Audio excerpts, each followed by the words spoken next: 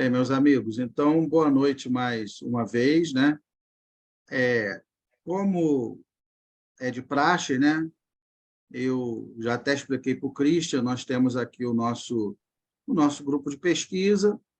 Quando há algum assunto interessante, né? Alguma temática que eu julgo que possa ser interessante para o grupo, eu aviso, né? E, de maneira alguma, ninguém é obrigado a participar, ninguém é obrigado a, né?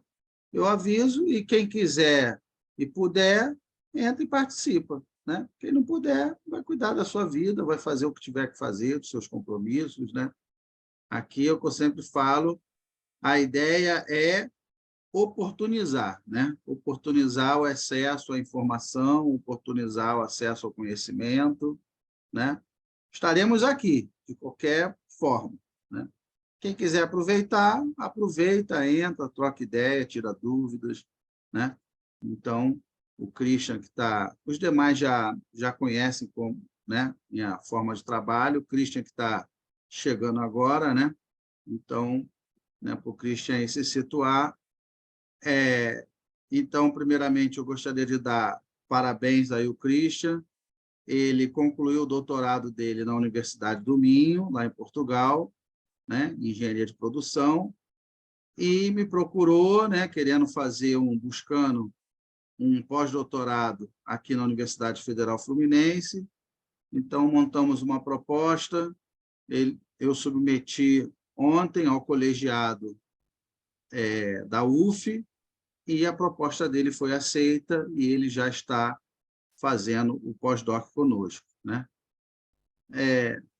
Como passarinho que acorda cedo bebe água limpa, né? Já que ontem começou o pós-doc, hoje ele já ganhou, né, uma atividade aí para a gente, né? Já que ontem entrou no grupo, né? Hoje já aproveitamos aí essa oportunidade, né? E a ideia é o Christian apresentar, assim, o grupo como um todo conhecer o Christian, né? Para a gente já poder acolhê-lo aqui nas nossas atividades. E o Christian falar um pouco da linha de pesquisa dele, né, com o que ele trabalhou no doutorado, para que nós possamos ter insights sobre como aplicar os métodos que vocês conhecem, né, os métodos que nós trabalhamos da pesquisa operacional, de que maneira nós podemos aplicar esses métodos na linha de pesquisa do Christian, porque a ideia é justamente a gente fazer esse match, né? Porque todo mundo sabe que a pesquisa operacional ela é totalmente interdisciplinar, né? Ela não faz sentido sozinha, ela nela mesma, né? Então, a ideia é o Christian explicar para a gente com o que a gente trabalha, e ele vai ajudar a gente vai ajudar o Christian a fazer esse match aí dessas duas áreas, tá? Então, dou as boas-vindas aí ao Christian, né? Tem alguns componentes aqui do nosso grupo, não estão todos, né? Mas com o tempo você vai conhecendo a galera, né? A gente marca para almoçar lá no IME, no Círculo Militar da Praia Vermelha, depois marca para almoçar lá no restaurante, lá no Jambeiro, em Niterói, com a galera da UF, e aos poucos a gente vai fazendo, né? Eu gosto assim de um clima bem familiar, né? Bem todo mundo amigo, todo mundo se ajudando, né?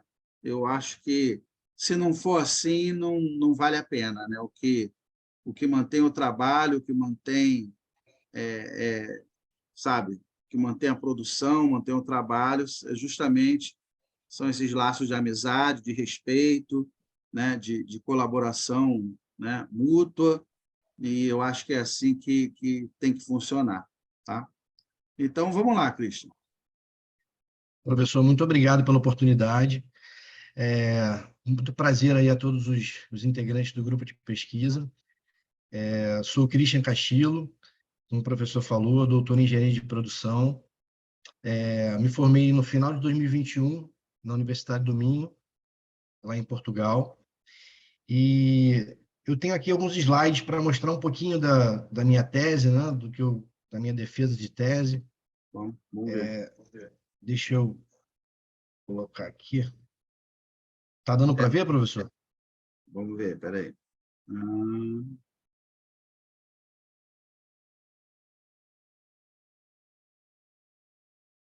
Foi lá em Share Screen? Espera aí. Vai lá em Share Screen. Aí, quando abrir aquela janela na sua frente, vai abrir uma janela, aí você clica em Screen, para compartilhar Tá. a sua tela toda. Ah, agora É vai. essa? Isso, Foi? foi.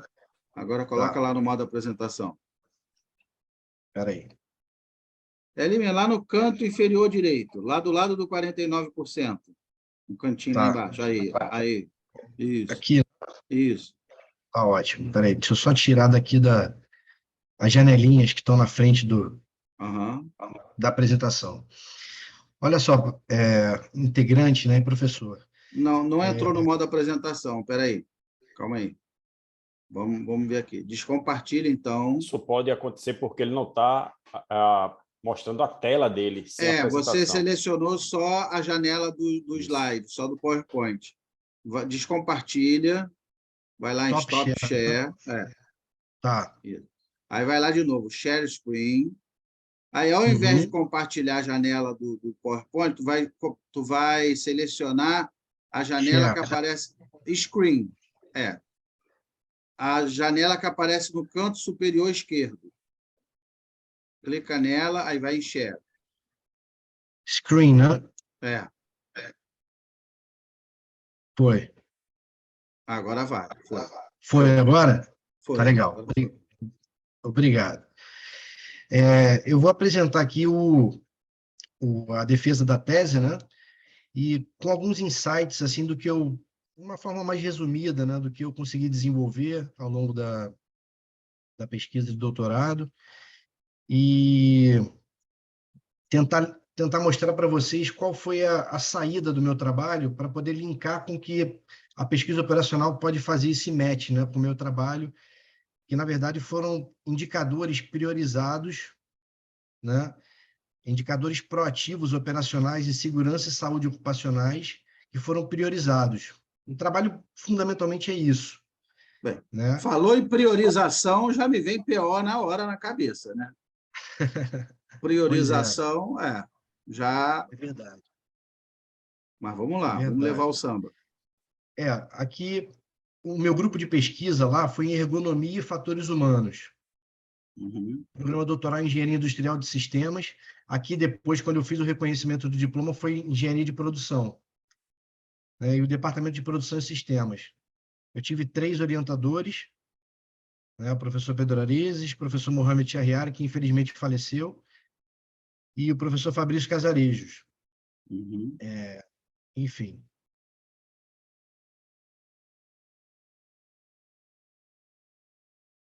Aí que não tá mexendo o slide aqui. Ah, foi. Foi. Bom, então aqui a estrutura da apresentação é basicamente essa, mas eu vou mostrar pontualmente o que basicamente é importante saber, né? Sobre essa área de ergonomia e fatores humanos.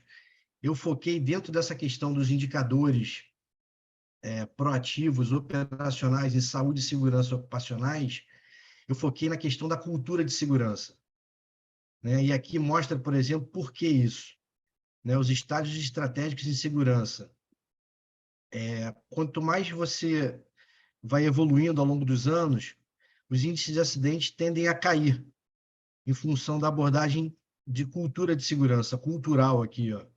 E depois de resiliência, do ano 2000 em diante, a abordagem mais sofisticada, que é atualmente abordada hoje, que é abordada também em resiliência. Eu abordei todos esses aspectos no trabalho, mas a ênfase foi dada realmente sobre a questão da cultura de segurança. Aqui, a segunda era da questão dos estágios estratégicos de segurança. Então, logo após a principal ferramenta da área de saúde e segurança ocupacional, que é o sistema de gestão em saúde e segurança ocupacional, vem a abordagem sobre cultura de segurança e a abordagem sobre resiliência. Aqui é a questão da estrutura de governança em fatores humanos e organizacionais. É mais para ilustrar mesmo, né? Que o foco principal foi mostrar a questão da cultura de segurança, onde eu fiz um desmembramento um trabalho de 2015, do Cooper e Skine, ele trabalha a questão dos sistemas de gestão integrados, onde o foco que eu dei foi a questão da cultura de segurança do trabalho. Aqui, aí faz um demonstrativo desses modelos de 3 níveis da cultura de segurança e fazendo aqui o recorte de quais foram os aspectos abordados, os pressupostos básicos, as normas e valores e os artefatos.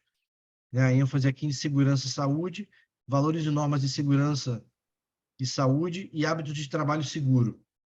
Aqui olhando de lado e aqui por cima. Dentro da questão dos fatores de segurança e desempenho, como eu dei ênfase, aqui você tem um esquema bem interessante que mostra os fatores contextuais externos dinâmicos e complexos. Nas organizações de hoje, elas têm um ambiente dinâmico e complexo.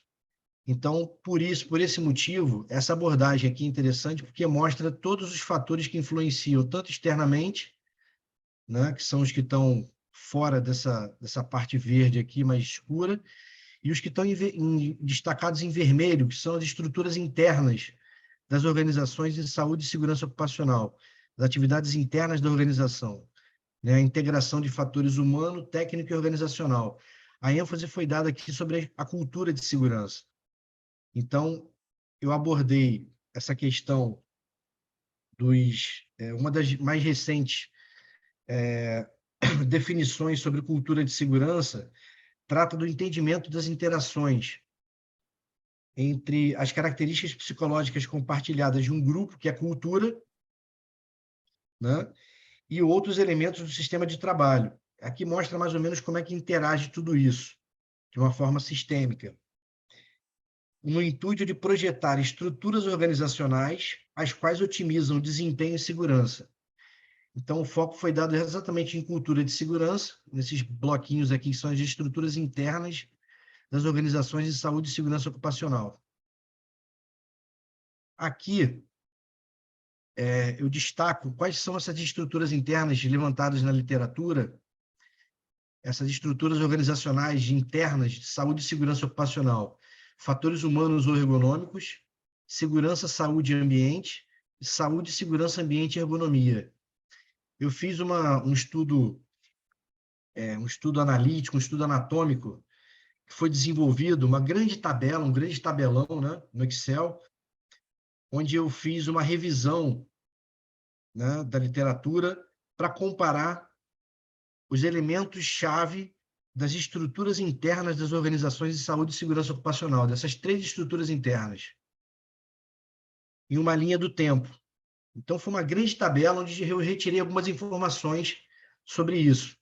Então, a interseção entre as estruturas internas, que, na verdade, foi observada através dos elementos-chave, que são esses números aqui, que estão representados, são um pedaço da literatura que foram sequencialmente nomenclaturados, esses elementos-chave, e esse número aqui em romano, 1 até 19, até o 19 aqui, são conceitos que são enquadrados esses elementos-chave, relacionados à interseção entre as estruturas internas.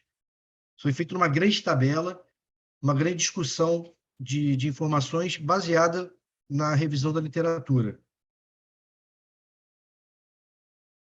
Os 19 conceitos que eu mencionei ali,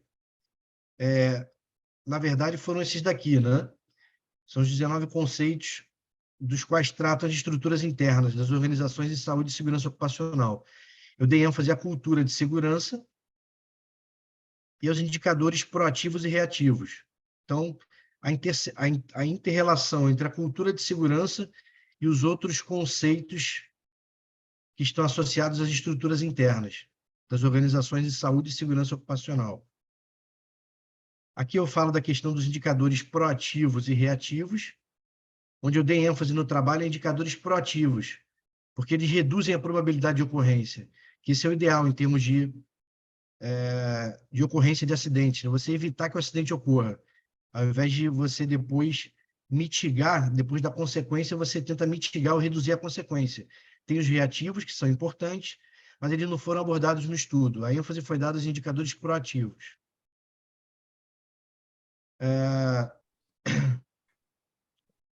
a expectativa com relação à melhoria da prevenção de lesões e doenças e das condições de trabalho, os stakeholders ainda têm expectativas com relação a isso. Então, foi sugerido que novas abordagens fossem necessárias para garantir a efetividade do sistema de gestão de saúde e segurança ocupacional, através do desenvolvimento de novos métodos que facilitam a medição do estado operacional do sistema de gestão de saúde e segurança ocupacional.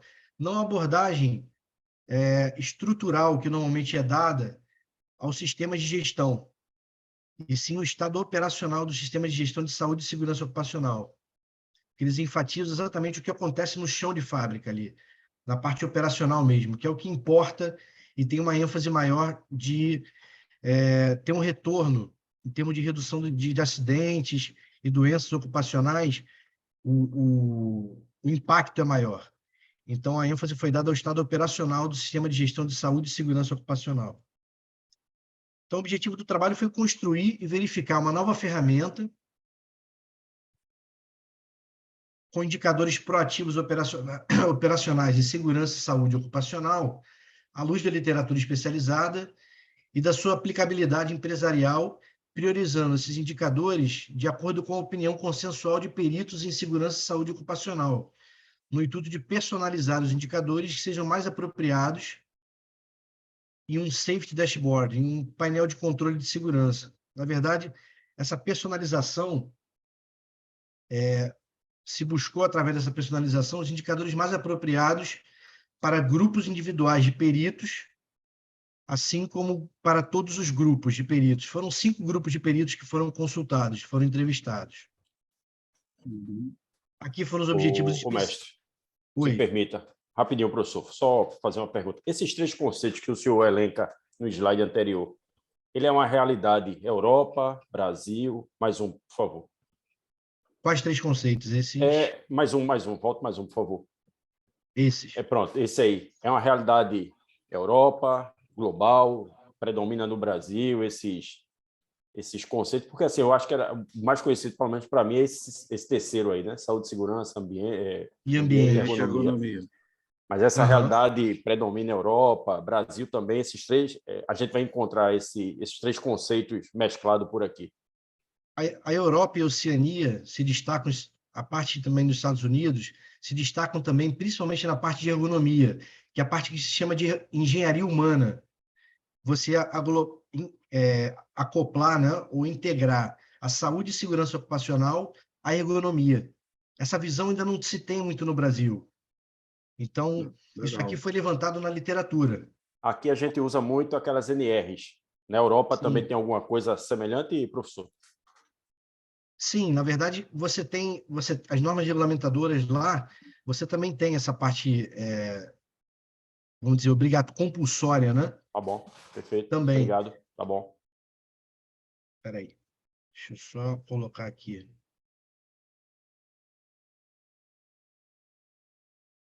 Aqui, os objetivos específicos, né? Então, a revisão da literatura sobre definições e questionários, selecionar os indicadores para medir o grau de desempenho de especialistas sobre cultura de segurança, combinar os indicadores dos questionários validados, que, na verdade, foram verificados. Né? Foi uma verificação feita por 2 dos peritos que responderam ao questionário, com que foram selecionados sobre cultura de segurança. E o estudo com o método Delphi, identificando maneiras de obter consenso sobre quais itens do questionário elaborado são mais pertinentes para grupo de especialistas em segurança e saúde ocupacional. E a demonstração de como os itens priorizados podem ser utilizados para desenvolver um modelo de safety dashboard que parta do princípio do Balance Scorecard. Balance Scorecard é uma ferramenta de gestão que consiste em um método para medir o desempenho de uma empresa. É muito usado para gestão estratégica, está ligado a 4 perspectivas, né? Financeira, cliente, processos internos e aprendizado e crescimento. Então, esses foram os objetivos específicos do trabalho, né? Aqui, basicamente, eu vou tentar resumir o que foi feito, né? Para tentar entender qual foi a sistemática usada nessa parte aqui do mapa conceitual da pesquisa. Fundamentalmente, 6 indicadores proativos em segurança e saúde ocupacional foram levantados do estudo anatômico que eu mencionei nos slides anteriores. Quer dizer, foram a configuração coincidente dos números de referência, né, relativos aos elementos-chave, e as definições citadas nos conceitos similares entre as combinações das EIOS, naquela tabela que eu mostrei lá atrás, resultou em 22 indicadores proativos em segurança e saúde ocupacional. O critério do grau de relevância dos indicadores foi utilizado um critério da seguinte forma, eu vou mostrar nos slides mais à frente. Ele se baseou nos indicadores que foram mais citados pelas referências bibliográficas. Então, os que foram mais citados, dos 22, foram os 6 primeiros. Então, os 6 primeiros foram considerados os indicadores proativos em SSO a serem incorporados à ferramenta que foi construída, o questionário, né, que foi construído nessa pesquisa. 20 indicadores proativos operacionais em SSO foram resultantes de um estudo do estudo HP, o método HP, né, o método multicritério HP, por ser considerado um dos métodos mais... vocês talvez sabem muito mais do que eu sobre isso, mas o método HP é um dos métodos mais populares e que tem a maior aplicação prática, uma das maiores aplicações práticas dos métodos de multicritério. Ele foi utilizado num estudo, que eu utilizei um estudo que já resultou, eram centenas de indicadores proativos e operacionais em SSO, ele resultou 20 indicadores.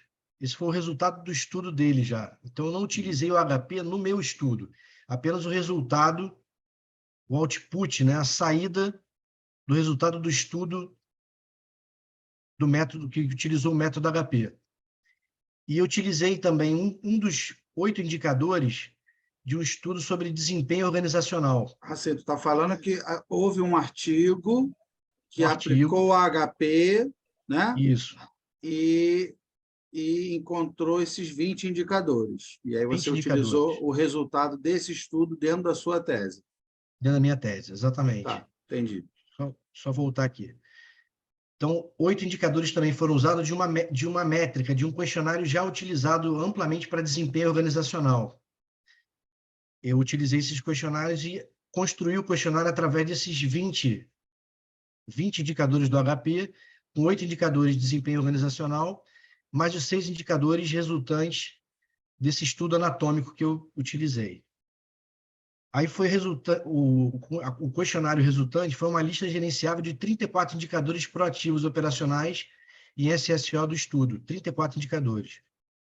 Aplicou-se o método Delphi para priorizar os indicadores através de 3 rondas. Consenso sobre quais indicadores são mais pertinentes para os grupos individuais de peritos em SSO e os que são importantes para todos os grupos. Para cada grupo individualmente foram 5 grupos de peritos, cada grupo individual e para todos os grupos reunidos, permitindo personalizar os indicadores que sejam mais apropriados, levando em consideração o relatório desses indicadores. Aí aqui eu faço uma abordagem que o método Delphi utiliza o box plot, né, o diagrama de extremos e quartis.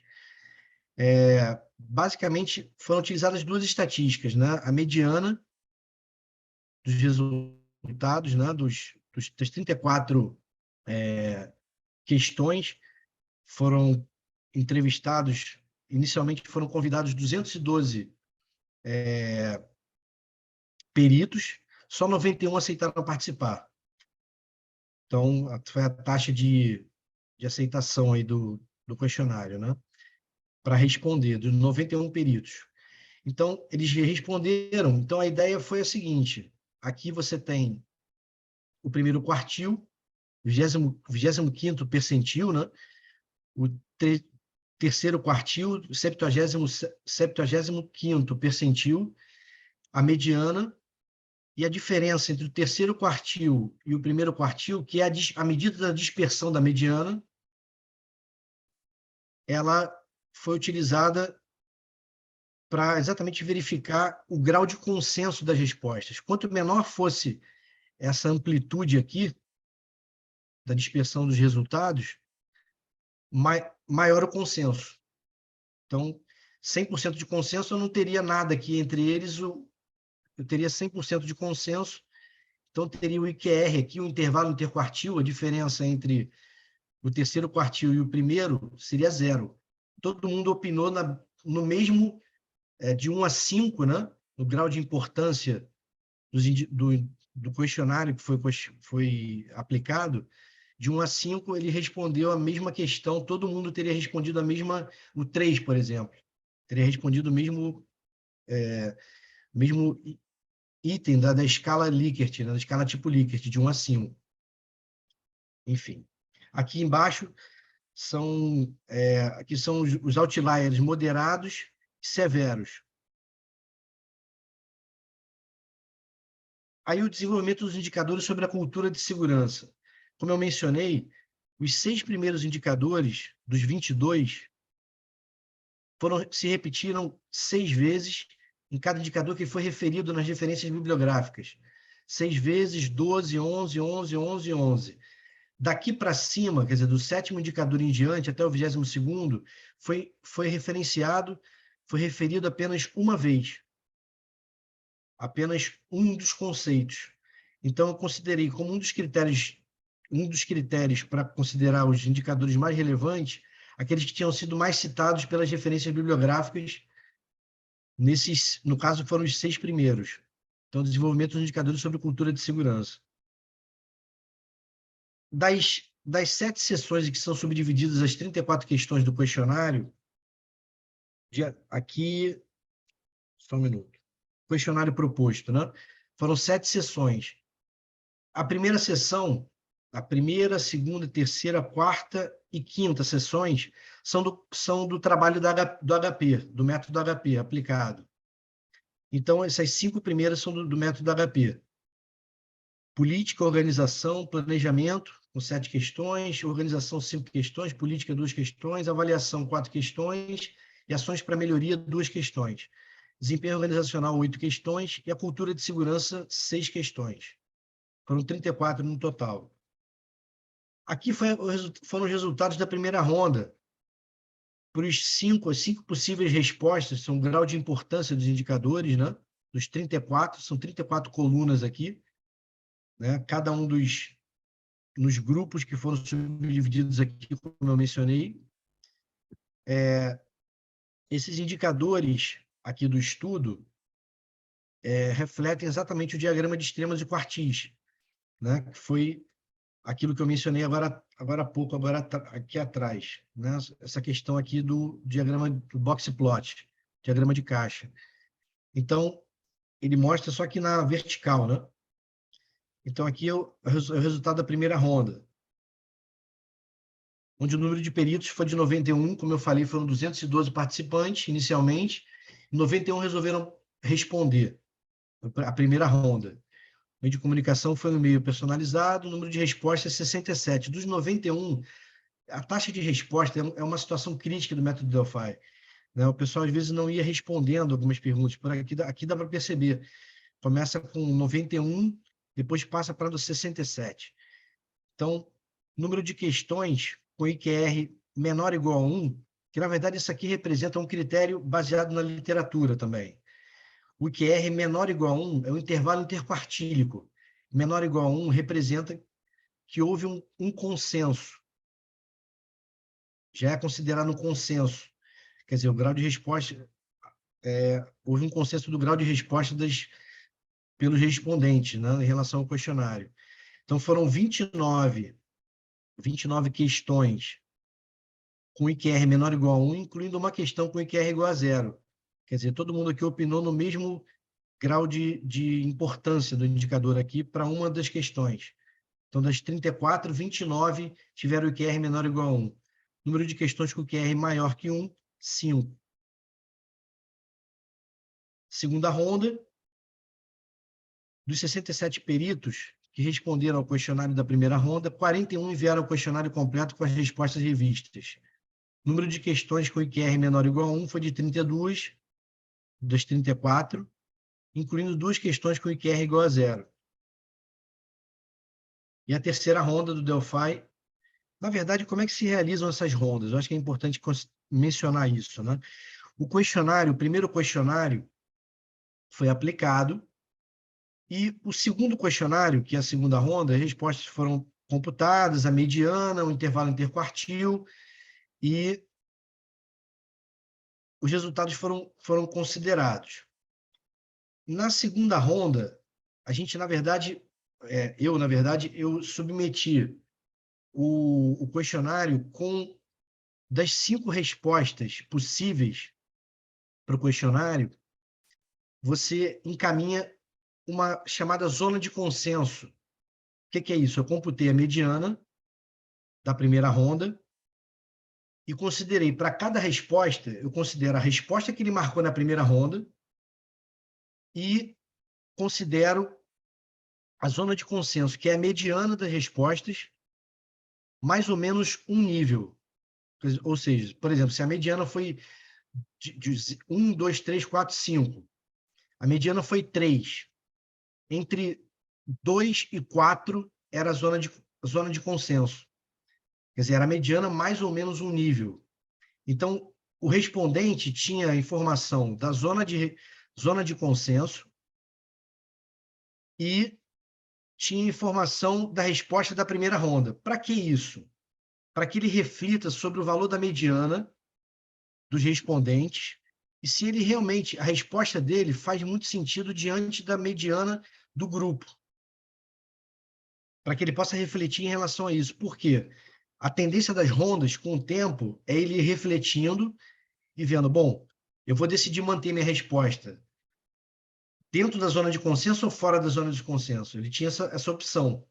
Se ele mantivesse dentro da zona de consenso, era só ele responder e me mandava o questionário. Tudo bem. Se ele respondesse fora da zona de consenso, ele tinha que justificar numa caixa embaixo no questionário por que ele considerou a resposta fora da zona de consenso e me enviar isso. Na terceira ronda, a gente informa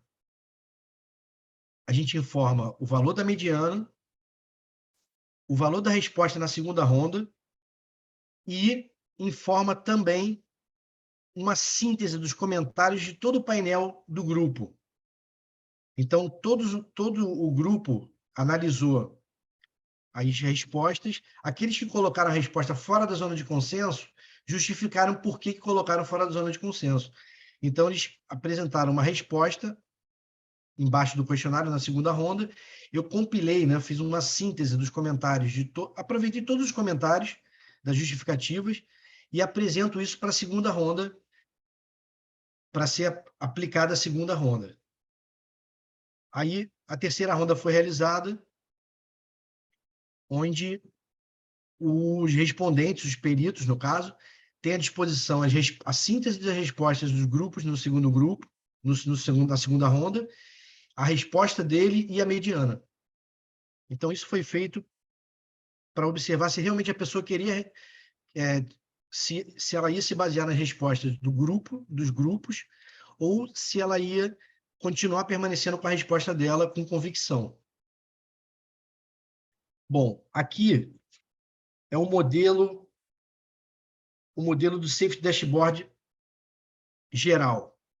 Foi uma tabela feita sobre as rondas 1, 2 e 3. Aí você separa os 7 grupos, onde as questões de cada grupo, você verifica se houve consenso menor ou igual a 1 e QR menor ou igual a 1, se houve consenso dentro da política, as duas questões, as questões de organização, as questões de planejamento e implementação, você verifica se houve consenso delas. Observando essa tabela aqui, deu para perceber que no quarto grupo, que foi a avaliação, metade das questões do grupo obtiveram consenso, que é o QR menor ou igual a 1. Depois foi aumentando conforme as rondas foram acontecendo, que é uma tendência do trabalho, é exatamente isso, e aumentando o consenso ao longo das rondas. 75% e depois 75%. Então, o aumento do consenso nas 3 rondas já atingiu 100% nas perguntas das sessões 1, 2, 3, 5, 6 e 7. Na 4 aqui, você verifica que não houve consenso 100%.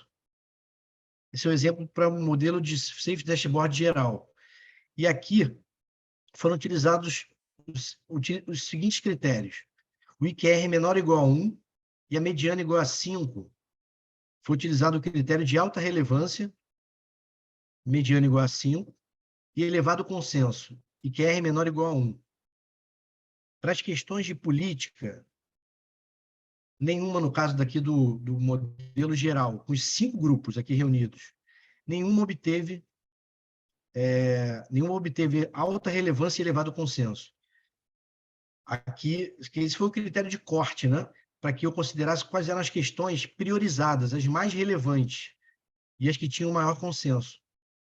Então, aqui o planejamento e implementação, a questão 3 foi considerada de maior relevância e maior consenso. Aqui a questão 1, das 8 do desempenho organizacional, do grupo de desempenho organizacional, as questões 3, 4, 5, 6, 7 e 8 se enquadraram nisso. E na cultura de segurança, das 6, a questão 1, 2, 5 e 6 se enquadraram nesse critério. Aqui é uma tabela que resumiu muita coisa.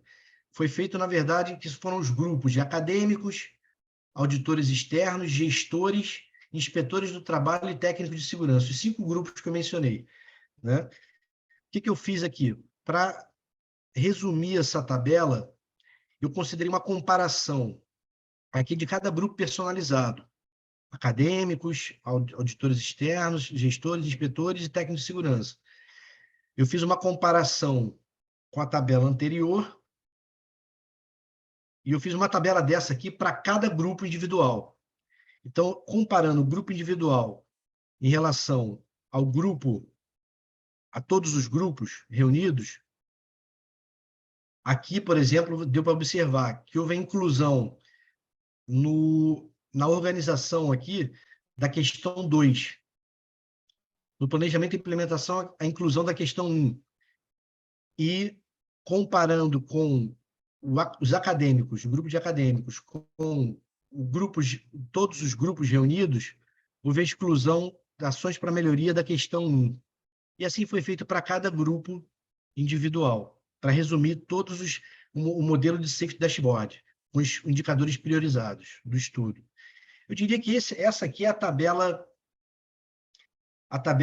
que é o output mesmo, a saída, essa e essa são os outputs realmente do trabalho, né? A partir dessas tabelas aqui, a pergunta na banca surgiu, né? O que fazer com isso na prática das empresas, né? Como é que elas podem, utilizando essas informações de indicadores priorizados segundo esse critério, pelo método Delphi, o que elas podem fazer como suporte à tomada de decisão a partir desses indicadores priorizados? Essa foi, basicamente, a conclusão do trabalho. E aqui eu tive alguns trabalhos publicados relacionados à tese, né? Uma conferência internacional, três simpósios internacionais, e isso aqui foi na Irlanda, isso aqui em Portugal, e teve um artigo publicado em 2022 que foi exatamente o mesmo título da tese, né? Priorização de indicadores proativos operacionais em saúde e segurança ocupacionais, na revista indexada, na base bibliográfica, na verdade, pelo JCR, né? Com o JCR. Né? Foi um artigo que eu publiquei em 2022, na metade de 2022, e que é para dar continuidade a esse artigo aqui, que foi a continuidade da tese. Então, teoricamente, essa aqui é a continuidade da tese. Tem basicamente as informações que tem na tese, só que com um plus, né? Com algumas revisões bibliográficas mais atuais e coisas desse tipo, que eu utilizei, inclusive, na proposta de projeto de pós-doc. Então, basicamente, foi isso, assim, né? E eu fiz o trabalho pelo programa Ciências Sem Fronteiras e eu utilizei, na verdade, a bolsa do CNPq durante esse período no doutorado. Entendi. A tua universidade de origem foi o quê? Foi a UF mesmo, ou a UFRJ? Onde tu começou a fazer o doutorado? Não, eu comecei na Universidade do Minho mesmo. Começou direto lá pelo Ciências Sem Fronteiras. Direto lá, exatamente. Eu pensei que você tinha feito tipo um sanduíche, mas não, não, né? Não, fiz integral. Foi completo lá. Entendi. Ô, Christian, Fala. Foi mal, professor. Fala. Só uma pergunta, parabéns aí pelo trabalho, bacana. essa correlação, né, que você fala logo no terceiro slide ali, que ela é só uma pergunta, tá? Por exemplo, Tá. essa forma de amadurecimento da cultura de segurança, isso teria uma relação lá com aquela... Já ouviu falar na curva de Bradley? O pessoal muito da Dupont utiliza. Já ouvi Teria a ver um falar. pouco com isso? Tem a ver sim também. Na verdade, são as empresas maduras na cultura de saúde e segurança ocupacional. Uhum, Então, na verdade, um material que eu recebi de um dos professores, que o professor Charriari, ele era especializado em cultura de segurança, em saúde, segurança, saúde, segurança e ambiente. uhum. E ele me mandou alguns materiais, né, onde tinha a curva de Bradley. E, Isso, na verdade, a gente se baseou no estudo em algumas organizações maduras, como a uhum. Volvo, a Shell, e, né, a Wood Group, né? São algumas das empresas que nós nos baseamos. Teve mais uma aqui, foram 4. E a Dupont. A A Dupont Dupont. A também. Dupont inclusive, é a precursora aí É referência. da curva de Bradley, né? E Aham. um negócio que você falou que eu achei, poxa, super bacana, né? Que influencia. Eu até apresentei uma vez um trabalho sobre isso, onde eu trabalho, que é sobre os eventos disruptivos externos, né? Como Uhum. que eventos externos àquela realidade que está acontecendo dentro da estrutura do trabalho, do cotidiano, influenciam em tomadas de decisões operacionais. Mas, pô, que doideira é essa, Juan? O que você está querendo dizer?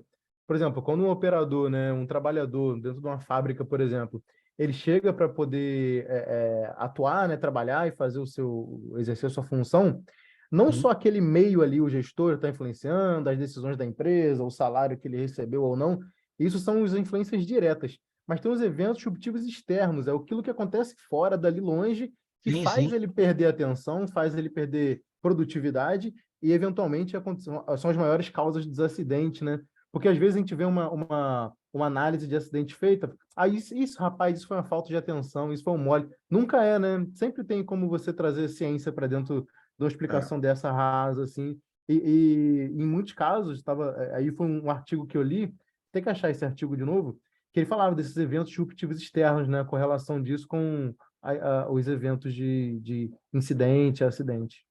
Interessante. Na verdade, essa figura aqui que eu cheguei a colocar no trabalho, não sei se vocês estão vendo aí. Sim, estamos vendo. Sim. É essa aqui, né? Deixa eu ver se dá para colocar. Ela aqui, ela menciona exatamente o que você falou, são os fatores contextuais externos, Dinâmicos e complexos, complexos. exatamente, Uhum. contextuais externos, e são os outros que não foram marcados, que eu não abordei no estudo com profundidade, mas que com certeza influenciam o que você falou. Muito bacana. Top. Rapaz, isso aí dá muito papo, hein? Isso Isso aí foi, isso foi um dá. trabalho, inclusive, acredito, você falou, de ergonomia. Eu fiz esse Sim. trabalho e apresentei aqui numa aula de ergonomia de um professor aqui na UF, professor Ricardo, Ah, Ricardo é? evento de Bordô? ergonomia. Qual, Ricardo? Ricardo Bella. Eu sei quem é, eu conheço o Bela. Eu fiz doutorado junto com ele, pô. Ah, então, e o Fizemos doutorado Bella, na mesma época. Na mesma época. a tese do Bella é sobre a influência da espiritualidade É dentro do isso ambiente mesmo. de trabalho. É uma parada assim, de Que É, bacana. outro é, nível, né? Eu E lembro hoje ele dá disso. aula de ergonomia. E, A pô, gente é bacana, defendeu na mesma época. O Bella é outro nível. Bela Bacana demais. Fatores, espetáculo. fatores exógenos, né? É, É, Bela, gente boa. Caramba, tem muita coisa aí para explorar aí dentro dessa sua pesquisa aí, ô Christian. E Que aí, bom, Davi, professor. o que você achou, Davi? Fala aí um pouco para a gente. Então, muito bom, parabéns, professor. Uhum. Aqui a gente usa muito, aqui na empresa a gente usa muito o programa Safe Start, né? É mais ou menos nessa linha de cultura, né? De gerar cultura, como o senhor sempre frisou aí que que a sua também é da abordagem foi Dupont. baseada em... A Dupont também Sim, morreu muita gente, né, para isso, né? Feito a Gerdau, É, né? é Depois de verdade. acontecer os eventos mais críticos, é que eles mantiveram essa linha, essa pegada. Mas é muito bom usar números, né? Porque a gente sempre, quando fala em segurança, né? Você sempre fica falando de alguma coisa abstrata e dá Uhum. para ver que é possível, sim, jogar alguma coisa numérica, metodológica, né? Sim. Eu acho que é válido, sim. E dá para ganhar dinheiro com isso, professor. O professor Daniel estava faltando aqui nessa linha, né, professor? É verdade, esqueci de falar com o Daniel, O podia ter Daniel chamado é a ele. pegada dele, essa aí, né? Mas parabéns, Dei viu, mole. professor, pela pesquisa aí. Parabéns. Obrigado, obrigado. Não, o que eu sempre falo, né? A gente precisa de uma abordagem qualitativa e quantitativa, né? Não adianta também só falar em números, porque, né? É igual brincam, né? Estatística é a arte de torturar os números até que eles digam o que a gente quer, né? Então, a É gente fica verdade. torturando, calcula a média, não deu, calcula a moda, não deu, calcula a mediana. Opa, gostei desse Até número. encontrar alguma Pego, coisa É, que dê. é, pega o primeiro quartil, não deu? Pega o é, terceiro. é. E tá vendo? O Vai- terceiro quartil mostra que o estudo né? Então, né? Ficar também só torturando os números não adianta, mas também ficar só numa análise ali de alto nível, né? Né? Muito blá Agora, blá blá. professor, Ah, professor Christian aí, Oi. daqueles 5 grupos lá que o senhor elencou, qual foi o que mais mudou de opinião, né? Qual era o grupo? E tem a relação com o tempo de experiência, por exemplo. Um acadêmico certamente não tem tanta experiência quanto a pessoa, de fato, está lá no chão de fábrica. Então, esse grupo se manteve mais estável do que o senhor chegou a entender essa relação? Não. A quem muda mais, quem era mais suscetível à mudança ou do voto, né, anterior, se ele manteve-se Esses convicto grupos com a aqui, né? primeira... Uhum. Na verdade, a gente percebeu o que era mais importante para esses grupos, entendeu? Eu acho que esse foi o grande output do trabalho, assim, a saída dele era essa, né? Perceber mais isso. Mas, de uma certa forma, eu demonstrei depois nas tabelas, no final, né, no anexo, eu coloquei todas as informações de todas as variações, mas eu não cheguei a focar muito nesses aspectos, muito não. Foquei mais no que era importante para eles em termos de priorização de indicadores, entendeu? Das 34 questões, o que era mais importante para eles, né? Talvez seja uma questão a ser explorada também, né? Entendi. mais uma oportunidade aí. É. E aí, Portela, fala aí. Portela tinha comentado alguma coisa? Então, parabéns, Christian, pela apresentação. Um tema bastante interessante. É muito bom participar de um grupo de pesquisa como esse. Sempre traz algum tema que agrega de alguma forma alguma coisa que eu, porventura, não conheça ou alguma coisa que eu gostaria de aprender. Então, no momento que o Juan mencionou a curva de Bradley, na mesma hora busquei para ver se eu já tinha visto esse conceito de algum lugar. Quando você começou a falar sobre medidas estatísticas, eu lembrei muito da metodologia Seis Sigma, a que eu adoro, gosto muito, inclusive. E eu não pude deixar de lembrar do caso da Alcoa, que foi a primeira vez que eu ouvi falar sobre cultura de segurança e o impacto dela em uma organização. Eu trabalho atualmente na Modec, que é uma empresa de petróleo, e existe uma cultura japonesa muito forte em relação à manutenção e à segurança. É importantíssimo. A gente comemora como se tivesse ganho o prêmio Nobel cada vez que a gente ultrapassa um linear bem alto de segurança sem nenhum acidente em um dos navios. São 15 navios que a Modec tem, FPSO, são navios gigantescos. Então, faz parte do nosso código de ética a gestão da segurança, do processo de segurança e da segurança a qualquer preço, a qualquer custo, inclusive podendo um operador de produção parar um navio e detectar algum processo que possa impactar com segurança. Então, eu acho extremamente relevante a sua pesquisa, gostei muito e aproveitei para estudar um pouco mais sobre isso e relembrar o case da Alcoa, que para mim foi o primeiro que eu ouvi, eu fiquei impressionado, eu acho que faz mais de 10 anos que eu li sobre isso e eu nunca esqueci isso aqui. Que É legal. interessante a questão dos japoneses, né? Na Toyota, Deming, são influências, o início da cultura de segurança depois daquele acidente de Chernobyl em 85, se não me engano. 85 ou 86. 86, 86. Ali que começou a se falar realmente em cultura de segurança, né? Então, os japoneses já tinham isso estava implícito isso nos trabalhos que eles desenvolviam, a questão da cultura, da organização, né? É uma coisa, o ambiente de trabalho é uma coisa muito importante para o japonês, né? Então, você tem realmente razão. E aí, o Célio, eu acho que o Célio fez uma pergunta. Fala, Célio. Você tinha feito uma pergunta aí no chat. Ah, ele está no trem. É que ele tinha feito uma pergunta, cadê? Professor, o senhor tem alguma informação sobre esse estudo nos setores públicos ou só no privado? A princípio, a gente realizou mais no setor. Olha, na verdade, os especialistas vieram de algumas instituições também europeias públicas. Uhum. Então, alguns deles, né, que foram muitos ali, 212 no início, depois 91. E depois foi reduzindo conforme as rondas foram acontecendo, né? Mas tinham, sim, pessoas do setor da ACT, Autoridade para as Condições de Trabalho de Portugal, por exemplo. Entendi. Né? Que é importante também, né? Tem vários setores produtivos aí ligados ao serviço público, né? Com certeza, por exemplo, o Anderson trabalha na Força Aérea, né? Uhum. Então, na Força Aérea você tem a questão, né? Manutenção de aeronaves, né? Movimentação de aeronave no pátio. Então, o tempo todo o Anderson trabalha com essa, né, preocupação com essa questão de segurança, né? Fala aí, Anderson. Ô, mestre, boa noite. Boa noite a todos. Parabéns, Cristian, Obrigado. pelo excelente trabalho aí. Não a gente, na aeronáutica, vê bastante disso daí, né? A rotina nossa, diária, a gente vê isso daí aqui no próprio corpo de aluno, né? A gente sente isso daí diariamente. Mas, na verdade, eu queria fazer uma pergunta, eu não sei se ele explorou na tese, mas geralmente quando a gente vê que um grupo, que uma pessoa está inserido num grupo, a tendência dele é ir de acordo com o grupo, né?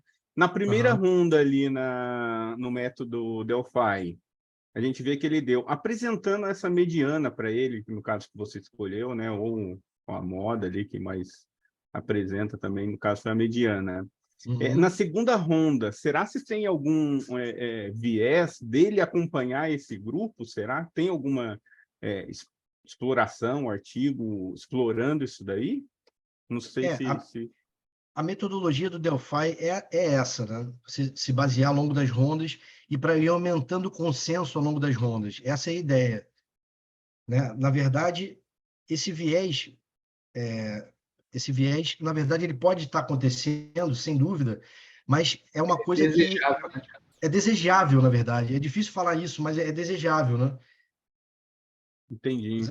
Exatamente. Porque o objetivo do Faz método parte... é exatamente isso, né? Construir esse consenso, né? Que as pessoas entendam o problema e falem, não, peraí, pensando bem, não é o que eu tinha pensado antes, não. É isso mesmo que o pessoal falou, agora eu entendi. Exatamente, né? Isso.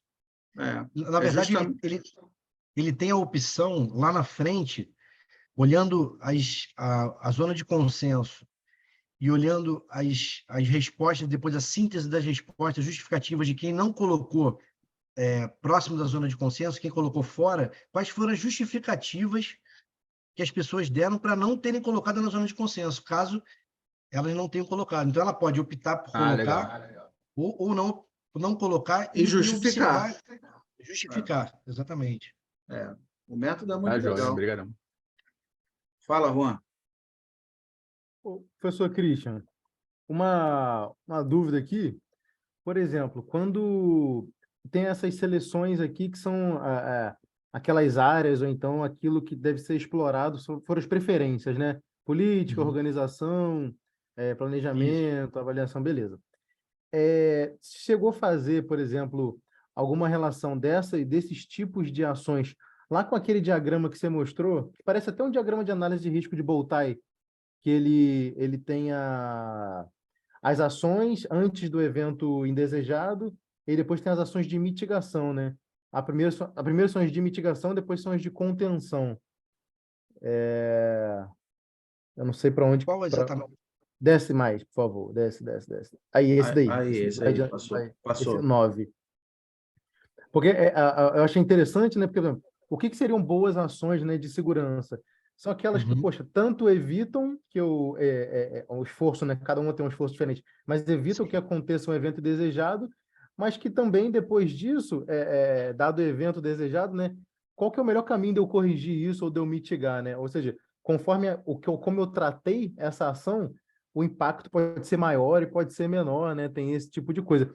O que eu acho muito interessante essas lógicas de olhar, né, pelo diagrama de Boltzmann, né, escolher ações que mitigam, mas que tomam em conta daquilo que faz a contenção também. Mas eu vejo pouca gente fazer, sabe? Tanto na prática, até poucos estudos sobre esse tipo de análise de risco. Aí, sabe, aquelas ações que o pessoal mostrou preferência, elas têm uma correlação com esse tipo de análise pré-evento e pós-evento? Ou não, a gente não chegou a fazer esse tipo de correlação?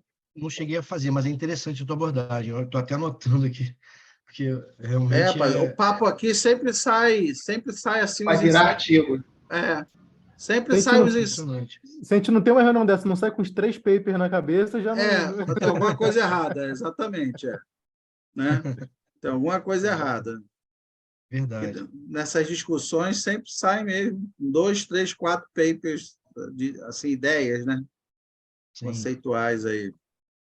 Na verdade, eu lembro que quando eu estava estudando essa parte de indicadores proativos e reativos, que é uma coisa muito, muito trabalhada, lead indicators, né? Então, eles são muito, muito batidos nas teorias dentro da área de saúde e segurança do trabalho. A ideia aqui é que, por exemplo, realmente, se você falou de alguns grupos preferenciais, os grupos preferenciais que você menciona são os grupos de peritos. As preferências, os tipos de ações preferenciais. Aquelas que são políticas, os grupos de sim. temas, né, teoricamente. Entendi.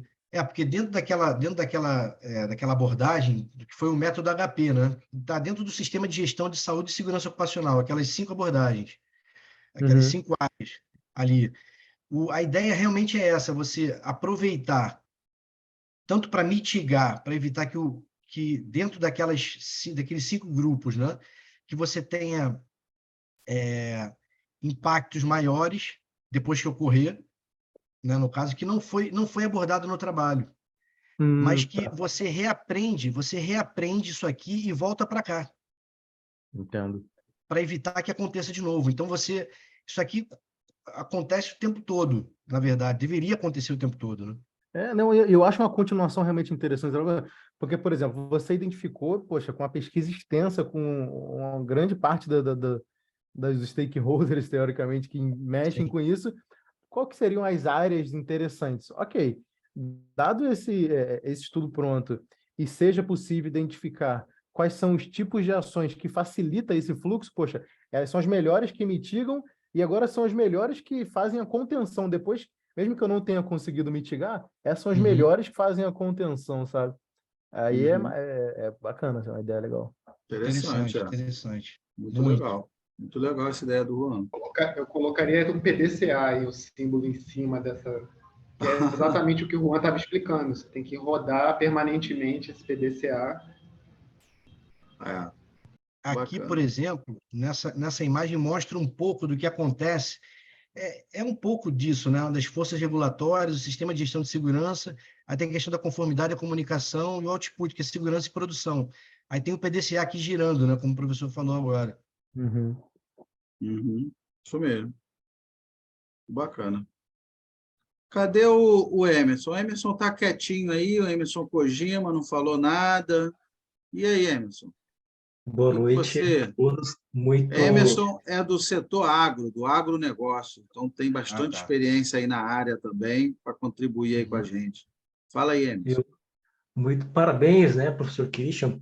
É muito profundo, né? Até não é a minha área, mas assim eu consigo tentar levar, né, para a minha área afeta no agro, e até essa questão da cultura, né, da segurança do trabalho, né? Até pouco tempo atrás, foi final do ano passado, um advogado entrou em contato comigo para que eu apresentasse, né, fichas de segurança do trabalho, né, quando meu pai plantava, isso final da década de 90. Eu falei assim, naquela época não existia nem EPI, né, o pessoal andava de chinelo de dedo, né, no trator, não usava, né, protetor auricular, né. Essa cultura realmente, né, vem mudando, eu acho que para beneficiar, né, a gente vê muitas coisas, né, essa questão de intoxicação, né, por agroquímicos, né, Isso. que realmente, né, vem crescendo bastante, né, a conscientização. Agora, até foi uma questão, não é da minha área, né, professor Christian, mas assim que me instigou a pensar sobre, né, quando eu estou fazendo um tratamento ortodôntico e essa dentista, ela também atende meus sobrinhos, né, pequenos, e eu acompanhando eles, eu conversando com a dentista, ela falou, Emerson, fale mais alto. Eu falei assim, a senhora não me escuta? Ela tem na faixa dos 40 anos. Eu falei assim, eu estou perdendo a audição. Naquele mesmo momento, eu falei assim, a senhora não usa protetor auricular, né, dentro do ambiente do consultório odontológico, né?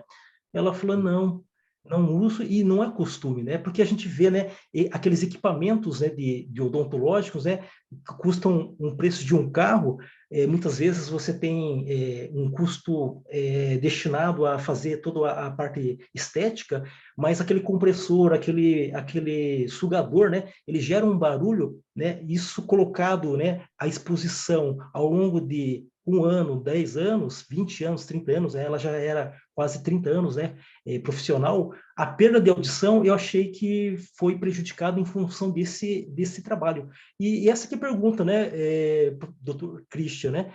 E, de uma forma geral, em outras áreas, né, de trabalho, né, o senhor colocou a abordagem dentro de chão de fábrica, né? Na minha área com agro, ele vem mudando realmente, e a pressão sobre a área patronal é muito intensa, né? As multas são muito grandes. E em outras áreas dos profissionais liberais, como dentistas, né, isso vem acontecendo a nível global? Olha, com relação à parte, eu cheguei a estudar a parte de ergonomia física e a ênfase, por exemplo, o meu orientador, inclusive, ele é especialista na área de ruído, que é uma das causas de doença ocupacional das mais incidentes na área de trabalho. As pessoas não se atentam a isso. Então, você colocou essa questão, me fez recordar isso. Eu lembrei Você dessa fica questão exposto ali, né, aquele ruído, e nem percebe, e vai nem percebe. perdendo, né, com o passar do Exato. tempo. Né? E até eu acompanhei a minha sócia da empresa, né? Ela também é engenheira de segurança do trabalho. E eu acompanhei a medição do ruído dentro de um ambiente de secador, né, de grão, soja e milho. É um barulho ensurdecedor. E isso, né, até, vamos falar assim, 20, 30 anos atrás não era exigido, hoje já é exigido, né? A medição de luminosidade, de ruído, e isso realmente, né, eu fiz essa correlação, né? Então, quanto ainda se tem a fazer, né? Eu falei assim, para essa dentista, a senhora aceitaria fazer um trabalho, né, de a gente pegar equipamentos de medição de ruído, né, para a gente verificar, a senhora que tem uns 40 anos, a gente pegar dentistas com 20, 30, na faixa dos 50, 60 anos, né, qual seria a curva, né, de perda de audição, né, em diferentes clusters, né? Isso realmente, né, eu fiquei muito preocupado, né, porque é uma doença indolor, né, você vai perdendo a audição e você não vai percebendo, né? Exatamente. Eu que venho da área têxtil, sou engenheiro têxtil, por formação. A área onde eu fiquei, cheguei a atuar em algumas áreas dentro da área de indústria têxtil, né? Então, a área de tecelagem, por exemplo, que é uma das áreas que tem maior nível de ruído, né? Na área de tecelagem. É um ambiente que você chega a aprender a trabalhar com uma linguagem específica para poder conseguir se comunicar, de tão alto que é o nível de ruído. Mesmo com os abafadores, mesmo com todos os atenuadores de ruído que existem hoje, ainda assim é muito alto. Então, ainda tem áreas como essa, por exemplo, que é meio que imperceptível, né? Motores ali que ainda estão emitindo sons que podem afetar a audição, é uma área realmente crítica.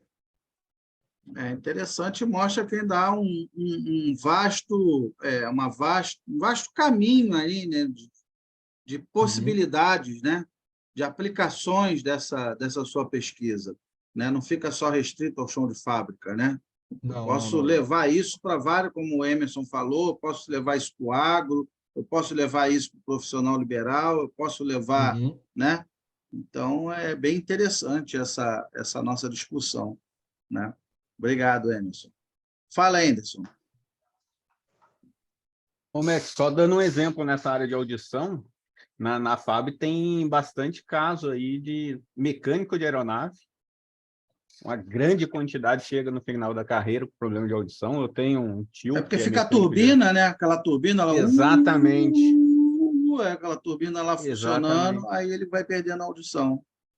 E, assim, ao meu ver, dentro da FAB, o que falta, assim, é a conscientização e a fiscalização, entendeu? O pessoal sabe que vai ficar, porque já tem É. casos, aí não só que, poxa, não executa e não tem aquela fiscalização. Com relação ao material, o stand de tiro, né, material bélico também, o pessoal Sim. chega também com a audição toda É. prejudicada em função Pessoal de disso daí. infantaria,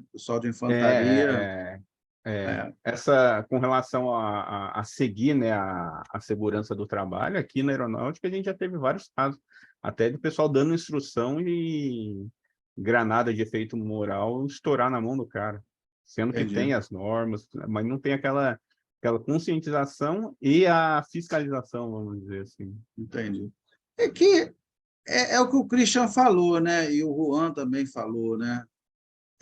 Não tem jeito, é a questão da cultura, né, cara? Você tem que desenvolver a cultura, porque também, por mais que haja fiscalização, ninguém é Deus, né? Ninguém é onisciente, onipotente, onipresente, né? Por mais que você tenha ali uma fiscalização, né, atuante ali em cima, você não vai estar em todos os ambientes o tempo todo vendo todo mundo, né? Uhum. Fiscalização só gera mais burocracias, né? Mas Ou quando você olha a efetividade mesmo, não é isso tudo, né?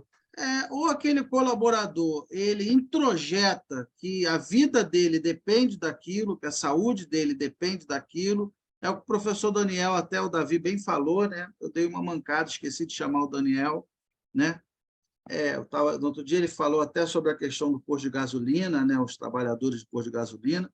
Ou o trabalhador, ele entende que ele está levando aquela contaminação para dentro da casa dele, né? Está levando câncer para o filhinho pequeno dele, para a esposa, né? Ou você faz ele entender, ou não adianta, ele não vai usar. A hora que você virar as costas, ele vai tirar a máscara e vai ficar respirando ali aquele benzeno, aquele... Não tem jeito, né? É um trabalho mesmo de conscientização, de cultura. A fiscalização é importante, mas se não houver essa mudança de cultura, realmente fica muito difícil, né? Fica muito complicado. Verdade. Mas, Christian, eu acho Oi. assim, um ponto que eu achei interessante, que a gente pode, de repente, aqui desenvolver um artigo, uma discussão, né, algum outro dia, é que você pegou os subsídios, né, lá do método AHP, né? Então, a primeira coisa que eu queria ver, se você tiver acesso a esse artigo, você me mandar esse artigo de onde saíram ali aquela aplicação do método AHP, que eu vou dar uma lida, né? Entender por que ele explicou, por que ele aplicou a AHP, né? E realmente, assim, como você bem falou, o AHP é o método mais utilizado no Brasil e no mundo. Isso não tem dúvida nenhuma, né? E o que, por si só, meio que já justifica a sua aplicação, né? Por isso que muita gente... por que você usou o HP? Porque é o mais usado do mundo, né? Mas como será que nós teríamos... Será que nós teríamos outros resultados se aplicássemos outros métodos, né? Ou TOPSIS, ou o ASPAS, ou, né? Se der o mesmo resultado... deixa eu ver aqui quem que mandou. O Anderson Portela, acho que mandou. Vou baixar. Se der o mesmo resultado, é sinal que é aquilo mesmo, né? O HP foi uma decisão acertada. Se der um resultado diferente, nos convida a uma reflexão, né? Será que realmente esses são os fatores mais relevantes, né? Então, acho que, de repente, a primeira coisa, o primeiro estudo que a gente podia fazer, oriundo já dessa sua tese, é pegar esse mesmo artigo do HP, aplicar um outro método e comparar os resultados, fazer ali uma discussão comparando esses resultados, né? Uhum. O que você acha? Excelente, professor. Eu gostei da ideia. Né? Porque realmente lá, eu lembro que o artigo, foi o artigo-chave do trabalho, um deles, né? Que foram 20 indicadores resultantes desse trabalho, dos 34. Então, eu lembro que o resultado final, ele parte de... Na verdade, ele começa a trabalhar com indicadores resultantes da ILO-OSH, International Labour Organization, Occupational Safety and Health. Então, ela trabalhou alguns valores normativos, os indicadores, e ele trabalhou com centenas de indicadores. Então, quer dizer, ele fez uma redução muito grande para chegar em 20. Então, seria interessante entender como é que foi esse processo, né? E os resultados, se eles são iguais aos de um outro método, né, similar, acho que é por aí mesmo. Isso, é. Depois se você tiver acesso a ele, você recupera aí esse artigo que você referenciou na sua tese e me manda, por favor. Eu vou dar uma lida e a gente marca uma outra discussão aqui com o grupo, né? Pô, qual outro método que seria interessante? TOPSIS, Electric, Prometer, TOR, Sapevo, né? HP TOPSIS 2N, né? Qual outro método que a gente poderia... E a gente fecha aqui um consenso, aplica um outro método e vê o resultado. Né? Acho que vai ser outra discussão muito bacana para a gente começar aí. E pegando um gancho aí na tua tese, porque tem muito material aí que a gente pode aproveitar. Tem muita coisa aí que a gente pode... Né? Tá bom? Ótimo. Alguém tem mais alguma pergunta? Quer falar alguma coisa? Tá tudo bem? É o que eu falei, né? Esse é o nosso primeiro contato com o Christian, né? Estamos dando aí as boas-vindas para o Christian. O Christian vai participar aí de vários outros eventos conosco, né? Seja aqui no grupo de pesquisa, seja na Casa da Pesquisa Operacional, né? Os simpósios, vamos fazer trabalho juntos para o Simpósio Brasileiro de Pesquisa Operacional, aula na UF, nas disciplinas, vocês vão encontrar com o Christian lá, né? Bancas. Então, o Christian é mais um pesquisador que veio agregar aí no nosso grupo, né? Mais um amigo aí que nós estamos ganhando, tá? O professor pediu para a gente não te espantar, Christian, é por isso que a gente ficou, entendeu? Aí a gente foi amigo, coleguinha e tal. Parabéns aí. Professor, sempre com o seu grupo aí tá bom. Sempre é uma turma bom nível aí. Obrigado por ter convidado. Muito bacana. A discussão é sempre muito bacana, todo mundo aprende muito. Esse é o segredo da vida, né, cara? A gente está sempre aprendendo, né? Para mim, hoje, tudo que o Christian falou é novo, porque essa não é minha área, eu não trabalho com segurança, não trabalho com ergonomia, não trabalho. Tudo que ele falou é novo, não sabia. Juan também falando. Eu falei, vou ficar quieto, né? Porque para falar bobagem é melhor ficar quieto. Né? Então, deixa eu ficar quieto e aprender com quem sabe. Né? Falou bem, me lembrou uma frase que eu gosto muito, professor. O tolo olha uma rosa e vê uma rosa, o sábio olha uma rosa e vê um universo. Então, pois aqui nós estamos olhando humildemente a rosa e vendo o universo. Exatamente, eu não conheço o assunto, deixa quem conhece falar e eu aprender um pouco, né? Com quem conhece, né? Porque eu nunca trabalhei com essa área, né? Então, mas eu vejo que... E assim... E a percepção que eu tenho, também não vou dizer que é uma verdade absoluta, porque, né, eu não fiz pesquisa nenhuma com relação a isso, mas a percepção que eu tenho é que a PO e essa área, né, de segurança, de ergonomia, elas se tangenciam ainda relativamente pouco. Né? Com certeza. Você não também vê não tenho muito... pesquisa, mas eu confirmo esse viés. Assim, eu tenho essa percepção, né? Pode ser que eu esteja enganado, né? Se eu fizer uma ampla revisão na literatura, pode ser que eu vá encontrar 1 milhão de trabalhos usando PO, com segurança do trabalho, ergonomia, mas a percepção, de uma maneira geral, né, nesses 10, 20 anos que eu tenho trabalhado, dentro da engenharia de produção com os alunos, né? Sempre trabalhando com PO, né? Eu sempre trabalhei com PO, e os alunos trazem vários tipos de problemas em várias áreas, né? Qualidade, não sei o quê, layout, papapá, mas quase nunca, né? Eu lembro de poucos trabalhos e os alunos trazem problemas das empresas onde eles trabalham, né? Com os dados da empresa, né? E, assim, eu lembro de muito poucos trabalhos envolvendo essa questão de segurança, de mudança de cultura, de ergonomia, quase nenhum trabalho, né? Tem lá chão de fábrica, otimização, não sei o quê, layout, qualidade, mas eu quase não vi, pelo menos aqui no Brasil, eu quase não vejo a PO interagindo com essa área, né? E de cara aqui, eu, escutando a apresentação aqui do Christian, eu já pensei em 10 aplicações diferentes da pesquisa operacional ao longo aí da apresentação do Christian, né? Então, é bom que, né, até estimula a gente a pensar, né, em novas aplicações e levar a PO para as outras áreas, porque o que eu falo, a PO, por si só, ela não faz o menor sentido, né? Método simplex, método HP. O que é o método HP se ele não for aplicado num problema real, né? O que é o método, sei lá, né, simplex se não for aplicado num...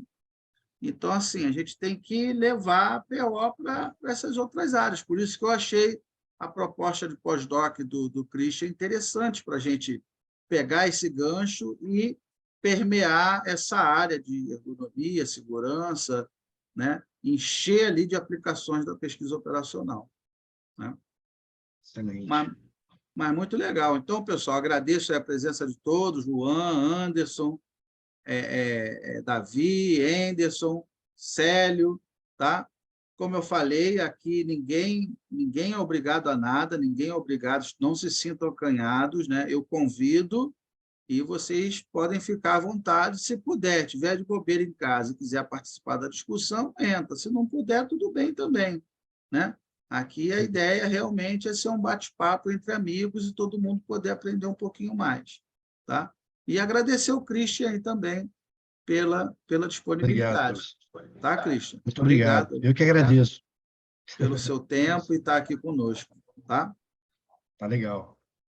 Boa noite, então, pessoal. Fiquem com Deus e tenham todos uma excelente semana. Até mais. Obrigado, Obrigado. professor. Boa noite. Tchau, boa noite. Boa noite a todos. Obrigado.